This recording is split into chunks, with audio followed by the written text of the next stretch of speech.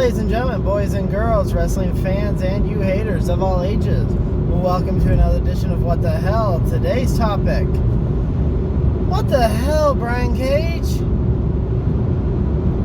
This is legit one of the biggest, baddest dudes that you can find in professional wrestling, sports entertainment. But I don't know if it's him dropping the ball, companies dropping the ball, or this man just has some bad luck.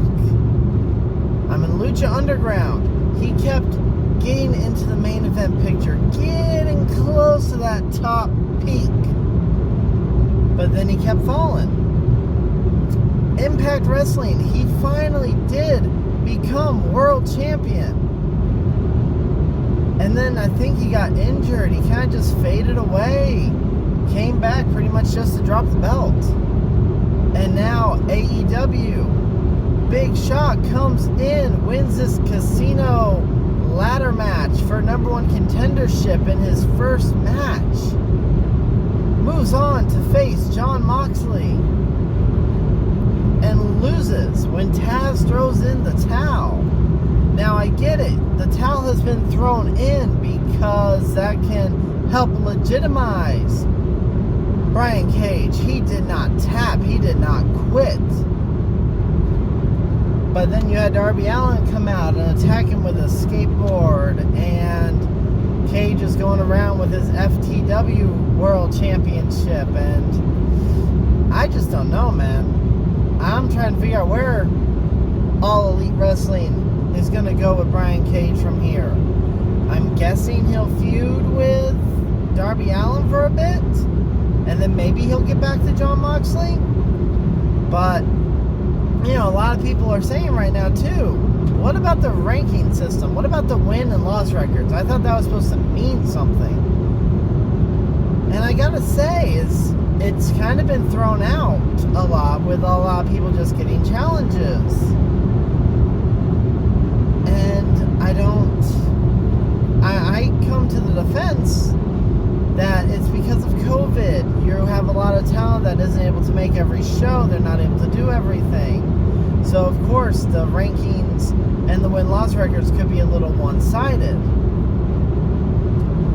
But for Brian Cage to just come in, win number one contendership, okay.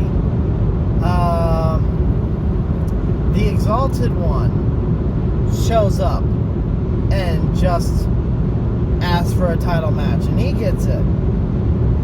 So that's where it's kind of like, I don't really get what we're doing here.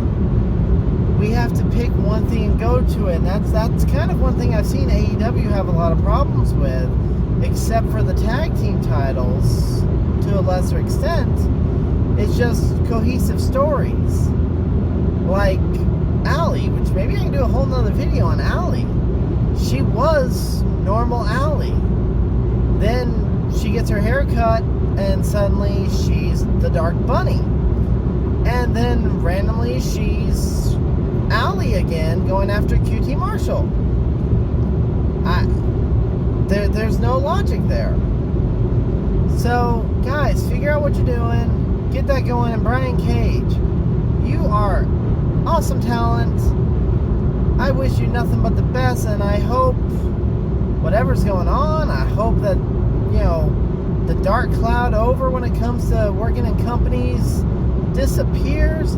So I feel like Brian Cage could be a legit AEW champion going forward in the company without him being a true-blooded ex-WWE guy. And, you know, no one really counts ex-Impact guys anyway, or ex-Lucha, so, you know, he could be an AEW star. And that's it for today's episode. Be sure to like, share, subscribe, check out some of the other videos, and we'll see you next time. Later days, y'all.